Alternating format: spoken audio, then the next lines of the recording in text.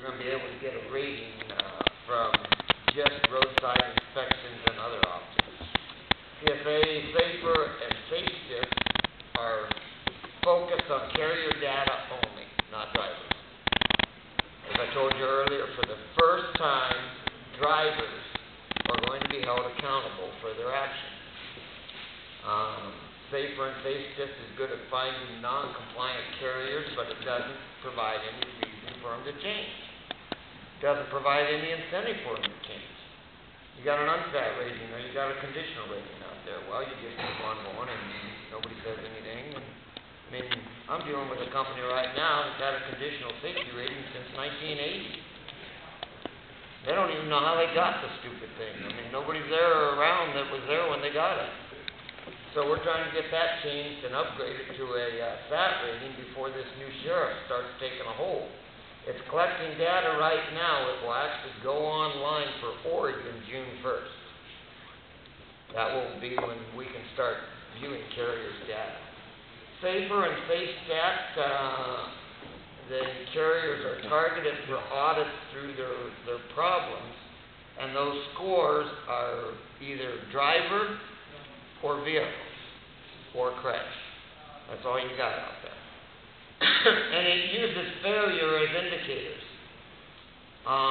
And those failures are because of out-of-service violations. Well, under this new program, CFA is focused on safety measurements and on new intervention processes. It collects data from inspections, crashes, investigations, and driving records. Enters the data in 7 basic groups. Evaluates carriers and driver safety performance relative to their peer group. In other words, they're not trying to compare May Trucking with some little dinky carrier. It's going to be apples with apples and those types of things. It's also going to determine when intervention is needed. Now, these are a lot of pills to swallow, and they're telling us all these things. And I've followed the 7 states. So far, they've done a pretty good job, although they've lied to us in a couple spots, but that's all right.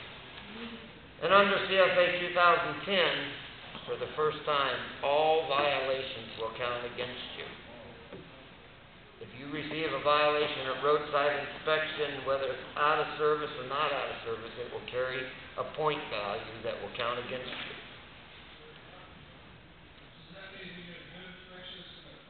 If you got a good inspection, it's good on your record and on your company's record, yes.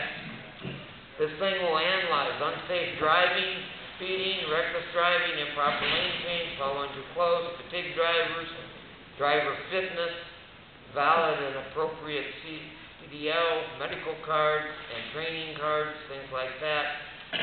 So remember, whatever happens at a roadside inspection is going to go on your record, and it is actually going on your record now. Any roadside inspections that are collecting data now go against this program. They will be weighted. Now, they told us, the first lie they told us was they said everything will be 24 months. Well, that'll be for carriers. Everything for drivers is 36 months. So everything from 2010 up? Actually, no. Maybe retro it? Roll 24 months back, yeah. You're going 24 months back? Yep, starting January 1st, they rolled 24 months worth of data into it. So then in 36 months ahead, that stuff starts dropping off? Is that... For drivers, it'll drop off 36 months from then. Yeah, for carriers, 24 months. That includes equipment violations, right? That includes equipment violations, any type of violations that's out there, yes. There's going to be a lot of letters go out in July. No, they needed to collect data from somewhere, so they just took what was out there and